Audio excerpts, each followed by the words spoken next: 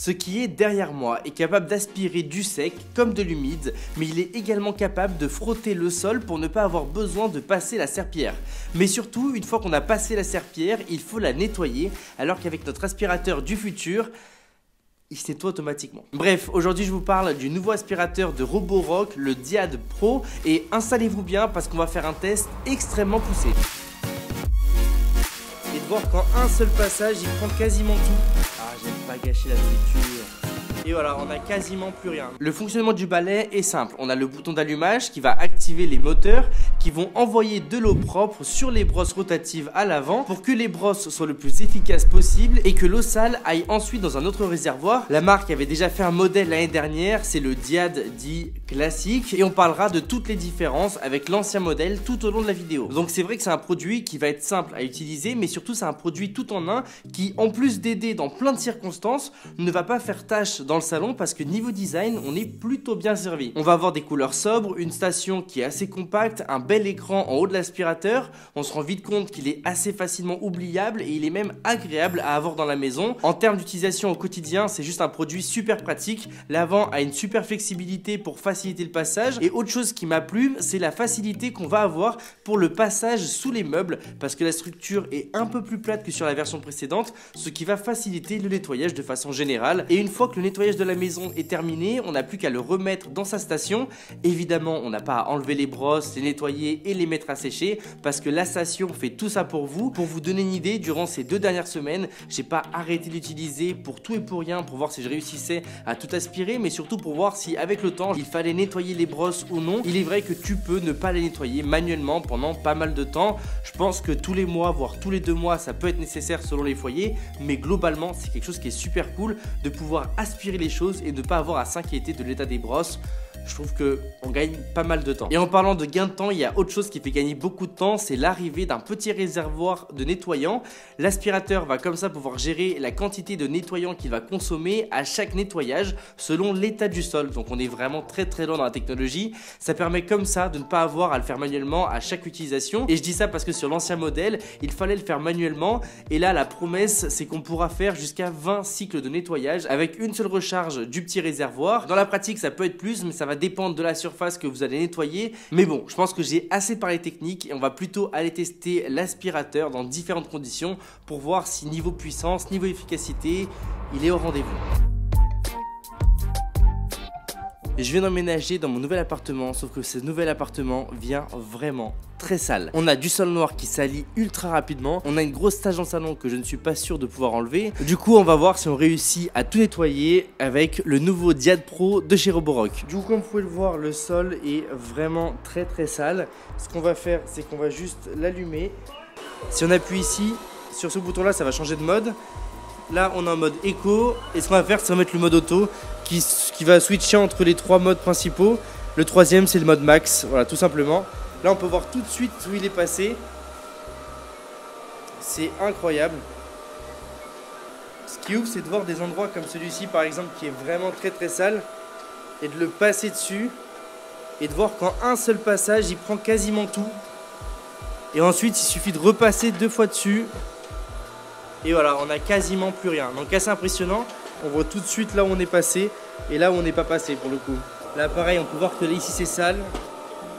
Mais si on le passe tout près, voilà, ça devient nickel. C'est impressionnant au niveau des contours. Bon voilà, je pense qu'il n'y a rien à dire sur une surface comme celle-ci qui est sale, avec même les contours sales. On réussit avec le Diad Pro à aller sur tous les endroits et à bien tout nettoyer. On va essayer de compliquer la tâche. J'ai ici dans ma terrasse des fientes de mouettes séchées. Voilà, donc on va voir s'il réussit à s'en sortir. Allez, écho. Et c'est parti, premier passage. Bon, ça enlève les plus petites. Mais alors les plus grosses, ça reste. Allez, on arrête les blagues. Mode max. On peut voir qu'il y a beaucoup plus de force au niveau des moteurs. Donc forcément ça disparaît. Voilà, et on continue sur cette partie-là. Ça marche vraiment très bien. Et on va essayer au-dessus du jacuzzi.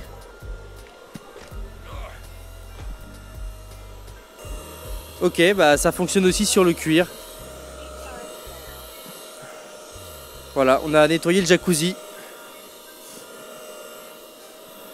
Assez impressionnant, hein. En fait, le problème de ce genre de truc, c'est que c'est tellement agréable à faire que tu as envie de tout faire en fait. Tu te dis bon bah tiens, plus ça, plus ça, plus ça. Et tu te retrouves vraiment à tout faire. Bon, deuxième partie du test, on va voir comment il réagit sur un sol qui est assez sale. Donc on va voir comment il s'en sort dans ce genre de situation là. Ici il est en mode auto, on va le laisser comme ça. Et on va lancer le nettoyage, on peut voir que c'est vraiment très très sale. Donc là directement sur le côté encore une fois. Très très propre. On peut voir comme je disais juste avant qu'il est vraiment léger. Il n'est pas forcément très bruyant en plus de ça. Du coup on se retrouve avec quelque chose de léger, maniable. Le poids est bien réparti, rien à dire. C'est assez ouf. Maintenant que c'est fait, on va faire des tests un petit peu plus poussés, un petit peu plus avancés. On va mettre du ketchup que j'ai juste ici. Donc ça me fend le cœur de gaspiller de la nourriture, mais bon, c'est pour la science. Ah, j'aime pas gâcher la nourriture. On va mettre le mode éco juste pour voir comment il s'en sort. Ah, premier passage. Et il n'y a plus rien. Genre même en mode éco, ça permet de nettoyer les bêtises. Premier test réussi. Bon, maintenant qu'on a passé le test du ketchup, on va passer le test du lait et des céréales. Alors là, pareil, je déteste gâcher la nourriture, mais c'est comme ça. On va mettre juste un petit peu, voilà. On va mettre une poignée de céréales quand même. Je donne des céréales pour la science. On va se mettre en mode éco encore une fois, juste pour voir s'il s'en sort bien, comment ça se passe. Ok. Il est en train de... Bah ok, il y a plus de... Il y a toujours du lait après le premier passage, mais par contre il n'y a plus de céréales. Donc ils absorbent directement. Et là on peut voir que le lait s'étale. Donc on a du mal à prendre tout le lait dès les premières fois, il faudra faire plusieurs passages. Donc assez satisfaisant, on a réussi à récupérer tout le lait et tous les céréales. Donc ouais, je suis convaincu, mais là c'est des choses qu'on salit et qu'on nettoie directement après. On va voir avec des tâches qui sont là depuis très longtemps, parce que comme je viens d'arriver dans l'appartement, j'ai vu qu'il y avait une tâche qui était là dans le salon, qui était là depuis pas mal de temps. Et on va voir si avec du savon, on réussit en frottant à l'enlever. Comme on va mettre du liquide, on va enlever cette partie-là. Donc c'est le compartiment auto-dispenseur. Et ensuite on va mettre, moi je vais mettre du liquide vaisselle parce que c'est ce que j'ai sous la main. On le referme. Voilà, impeccable. Et en fait, il va dépenser selon les tâches, donc c'est toujours intéressant de voir comment ça se passe. Bon, voilà la tâche que j'ai trouvée en emménageant dans mon appartement. J'ai pas réussi à l'enlever pour l'instant. On va appuyer sur le play. Et là, bon, on va essayer avec le mode éco. Ouais, tu vois, ça part pas du tout. On va pas faire plusieurs passages pour voir si ça aide à dissimuler, mais ça part pas. Hein. On va mettre le mode max directement. Et peut-être qu'avec le savon, on va réussir à avoir quelque chose de bien. On va passer lentement. Bon, voilà. Après un gros passage, on peut voir que ça a plutôt disparu au niveau des contours, donc ça a aidé. Par contre, on reste sur les deux plus grosses tâches. Je pense qu'il faut assister encore quelques minutes et ça pourrait peut-être disparaître ou fondre pour le moins sur cette partie-là. Après, par rapport au tapis, j'en ai pas parlé, mais il peut passer sur les tapis. Donc avec le tapis, je conseille de prendre le mode au maximum pour avoir de la force. Là, il faudra faire plus de force du coup. Et ça permet comme ça d'enlever la poussière, donc c'est pas mal. Et ensuite, au niveau de l'humidité, il est humide, c'est sûr, mais il n'y a rien de... Voilà, rien d'abusé, c'est pas trop mouillé, on sait qu'il va sécher en quelques minutes. Comme je l'ai dit, comme il est pas sale, on se rend pas compte de l'avant-après. Mais je pense que c'est toujours bien de le passer de temps en temps parce que dans tous les cas, les tapis, c'est des nids à bactéries. Une fois que le nettoyage est terminé, on va pouvoir aller checker le niveau d'eau. Donc là, on peut voir qu'il est relativement bas, donc il faudra penser à le re-remplir en partant juste ici. Généralement, s'il est bien plein, on peut en faire plusieurs, mais bon, dans l'idée, c'est toujours bien de le re-remplir et de vérifier le niveau d'eau. Et ici, on a le réservoir d'eau sale qu'il faut penser à vider. Du coup, on a juste à appuyer ici et on se retrouve avec le réservoir d'eau sale. Là, on peut retrouver nos céréales et tout ce qu'on a pu voir avant. Il faudra juste enlever le filtre qui est juste ici et ensuite le vider là où on voudra. Par rapport à la station de recharge, elle se trouve juste ici. J'ai décidé de la mettre dans mon salon et ici, on n'a plus qu'à le soulever et le clipser juste comme ça. Là, il est en anglais, donc il vient de me dire qu'il vient de se mettre à charger. Et il faut appuyer sur ce bouton-là pour qu'il commence l'auto-nettoyage. Et donc là, ce qu'il va faire, c'est assez simple. Il va se mettre à brosser dans les deux sens avec les deux brosses.